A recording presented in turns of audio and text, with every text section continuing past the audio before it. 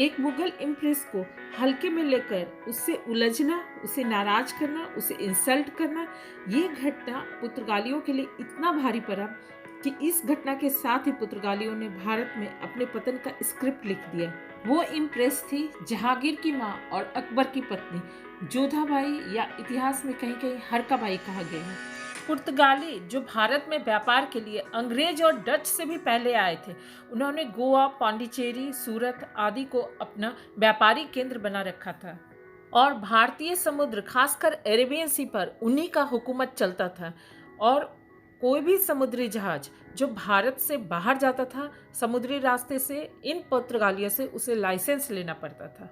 नमस्कार, मेरे channel history and mythology में आप सबों का स्वागत है। आज हम बात करेंगे एक मुगल इम्प्रेस जोधाबाई, जो इतिहास में कहीं कहीं हरकाबाई के नाम से भी जानी गई है, उनके बारे में, उनका मुगल स्टेट ऑफ अफेयर्स में इन्फ्लुएंस और पावर के बारे में, कि कैसे जोधाबाई को नाराज करना पुर्तगालियों को इतना भारी पड़ा कि मुगल ताकत ने पुर्तगालियों की भारत में बखिया उधेड़ कर रख दी। 17वीं सेंचुरी का समय गोल्डन एज माना जाता है कुछ बातों के लिए। सारी दुनिया की आंखें टिकी थी हिंदुस्तान पर, कुछ की लालसा थी कि हिंदुस्तान पर उनकी जीत और हुकूमत हो, और कुछ की एनवीज थी कि वे ऐसा क्यों नहीं कर पा रहे हैं। डच, अंग्रेज, पुर्तगाली सभी हिंदुस्तान पर अपनी गिद्ध दृष्टि जमाए हुए थे। उस समय के पावर और पॉलिटिक्स में मरियम उज जवानी जोधाबाई का दरबार में और महल में हुकूमत चलता था। यूं तो अकबर के शासनकाल में ही जोधाबाई को मरियम उज जमानी की उपाधि मिली हुई थी, लेकिन अकबर की मृत्यु के बाद जब जहांगीर गद्दी पर बैठा तो उसने अपनी मां हरकाबाई का मुगल सल्तनत से मिलने वाली स्टाइपेंड या रकम दुगुनी कर दी। इसके साथ ही 12,000 घुड़सवारों की वो मालकिन बना दी गई थी। जोधाबाई जहांगीर के दरबार के खासम खास 4 सदस्यों में से एक थी और वो एकमात्र महिला थी जहांगीर के दरबार के 4 मेंबर के कोर ग्रुप की। 12,000 के घुड़सवारों के कमांड के साथ ही उन्हें फरमान जारी करने का भी अधिकार था। जोधाबाई के पास अपनी प्रॉपर्टी थी, वो अपना व्यापार करती थी और उन्हें हरम चलाने के लिए दासियों को सैलरी देने का भी अधिकार था। जोधाबाई ने व्यापार को ही अपना मेन सोर्स ऑफ इनकम बनाया हुआ था और वो दुनिया की उस समय अमीर बेगमों और रानियों में से एक थी। जोधाबाई के पास एक बहुत बड़ा समुद्री जहाज था जो उस समय भारत का सबसे बड़ा जहाज माना जाता था। उसका नाम था रहीमी।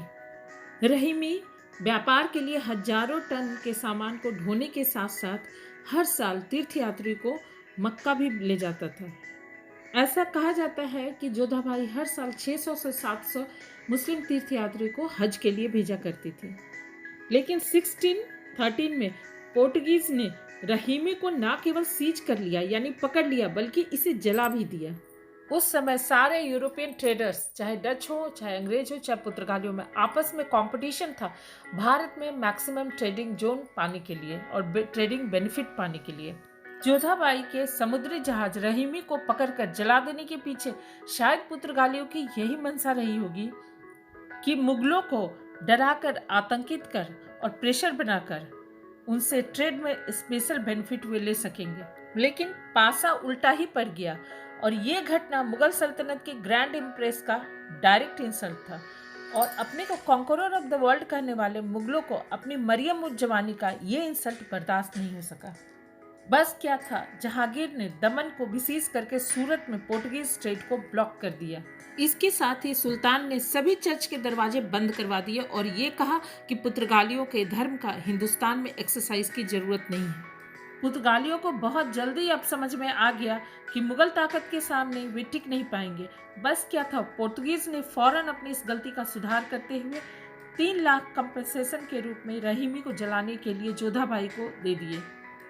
साथ ही वो आतंकित करने और प्रेशर की भाषा छोड़कर मुगलों से रिक्वेस्ट किए कि अंग्रेजों के लिए हिंदुस्तान में व्यापार के दरवाजे वो बंद कर दें। लेकिन जहांगीर ने पुर्तगालियों के रिक्वेस्ट पर ध्यान तक नहीं दिया और 1615 में अंग्रेज एम्बेसडर सर थॉमस राय को अपने दरबार में स्वागत किया।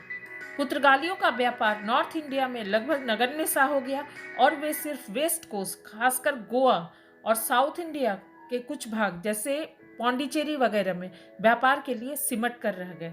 शायद पुर्तगाली ये नहीं समझ पाए कि मरियम उज जवानी जोधाबाई इतनी प्रभावशाली व्यक्तित्व की हैं कि उनसे उलझना इतना महंगा पड़ेगा कि भारत में उनका व्यापार सिमट कर रह जाएगा, गोवा और पांडिचेरी वगैरह तक।